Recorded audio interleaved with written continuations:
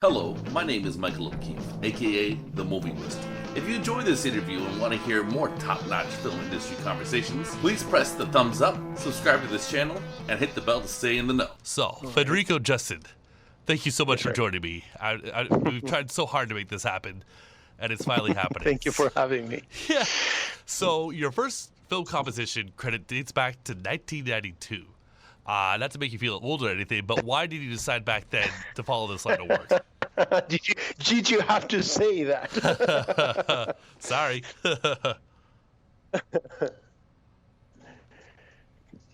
No. I started. The truth is, I started playing music very, very early on. Yes.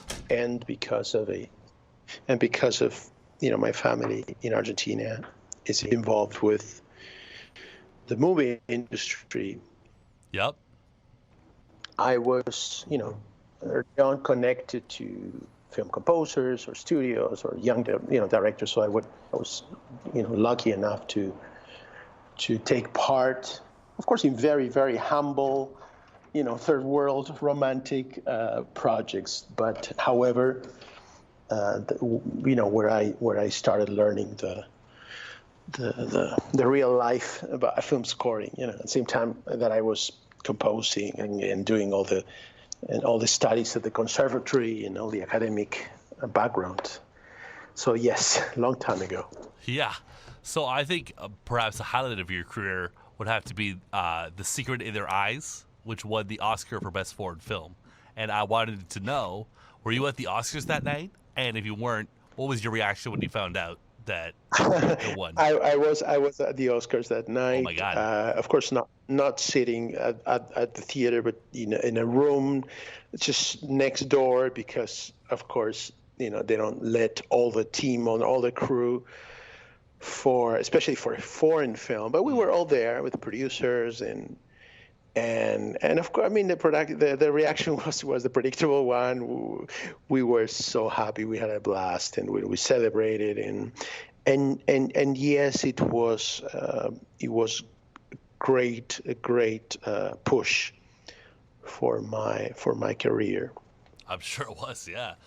That's fantastic. So fast forward to today, Life Itself is coming out, and I'd love for you to just give me an elevator pitch to that movie. Okay,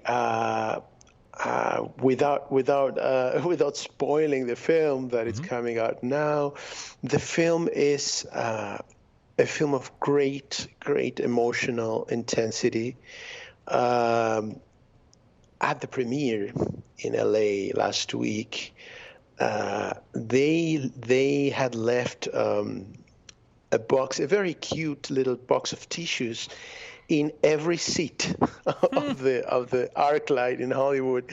And of course I thought, wow, this is fun. The truth is that at some point I was looking around in the theater, because of course I had seen the film like probably 2,045 times. So in a few moments I just wanted to kind of feel the audience. It was more interesting than seeing, and probably 75% of the audience was using those tissues. So it's a film that you go from dropping a tear to laughter and really hard laughter, and go back to an emotional moment and go back to smiling, and it's a beautiful emotional roller coaster, I'd say. Very cool. And what was your approach to scoring this film? How did you get the emotion through the music? Well, as with every other film, I try to understand as much as I can, the tone of the film, the language of the director, and so I asked myself, what is the music going to do for this film? I mean, and that's a question that I need to ask myself in every new project. And on this one, there was, as I say, such emotional intensity that sometimes the music has to help that emotion. And sometimes, on the contrary, the music has to make room for that emotion, not overpowering, not overdoing it, not over milking the already, very moving situations of the scene. And then another characteristic of this film is that the film has a lot of pop songs, and many of those songs are almost like another character in the film. So that the score, my score had to blend in with this pop music and with this pop character. So that when the underscore sounds, we wouldn't get surprised by a sudden switch of tone, in the music. All right. So you also did some music on Exodus, Gods and Kings, and I was wondering what you I did for that and what the process was like for that movie. Well, for that movie, I was an additional composer. An additional composer is someone that comes on board where the amount of music that the composer has to write is so huge. And the main composer on that film was Alberto Iglesias, who's a dear friend of mine and who's a composer that I deeply, deeply admire. And 3 times nominated Academy Award. Alberto calls me one day and says, I'm writing at some point the film was like a 3-hour, 20-minute film, one of the cuts. And I said, this is huge. That's a lot of film. I think it was huge. And of course it was not, a humble piano little tune, right.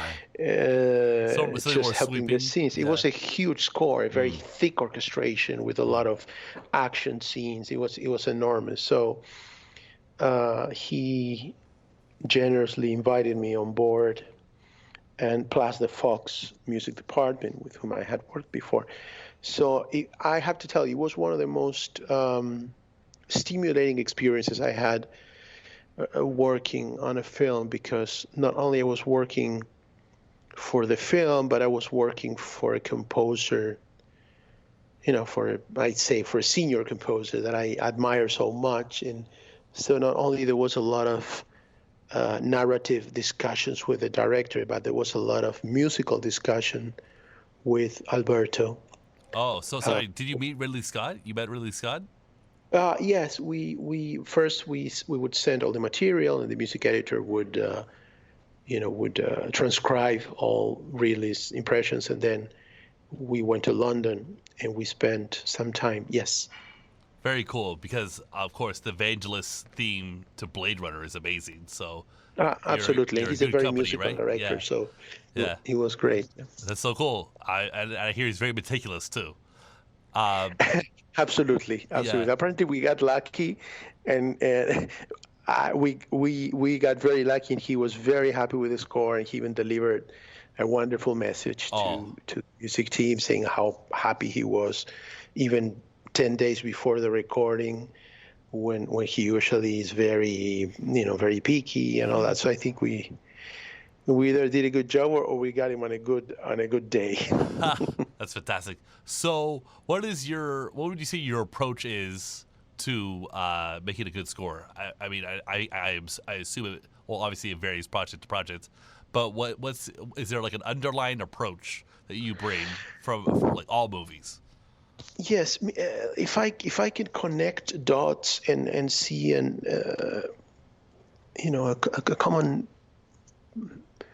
procedure, and as I was saying before, I think the starting stage of writing a score, the beginning of a score, which to me is the most critical one, because it's where you can make the biggest mistake, is to make all the questions and try to define kind of the conceptual architecture of what you're going to do, even before sitting at the piano, before starting to write music, before starting to write your themes and everything, which is watching the film. For me, that is, from 6 to 9 times before starting to compose anything, listening to music, seeing other films, and question yourself about why this film needs music. Basically, what are you going to do with music? What is the role of the music on that particular movie, and how the music should be sounding? What is the particular thing of that particular film that needs a special color or instrumentation or gesture or something. You're not, as a film composer, I don't want to bring my personal color to all the films and just, infect them with my style. On the contrary, I want to be touched by the narrative needs and the director's tone of each film. And then right after that, and right after I start to answer those very like kind of philosophical and architectural questions, then I start to write. Then I sit and I write music, and hopefully I've decided by then if I'm going to write an orchestral score, or it's going to be a hybrid score, or it's going to be a an experimental score. And of course I want a lot of discussion, if possible, with the director or the filmmakers. I need to know things, and I need to listen to them, and I need to run my ideas through the for the music, for the picture editor and the director. That's and right. then after that, I start to compose. But I think it's a lot of process to get there. Jesus, 6 to 9 times. Well, but I think that makes my life. In fact, on the contrary, I think it makes my life easier, because then when I sit and write, I'm not just seduced by the music, but the music is always behind a goal. I'm aiming for something that I hopefully had defined beforehand. And then, of course, as you write, you change your mind on certain things, or you polish, or you find something new, sometimes even by accident. But I need that kind of theoretical stage before, for all the films. That's very interesting, very contemplative, and it must be in your pores at that point.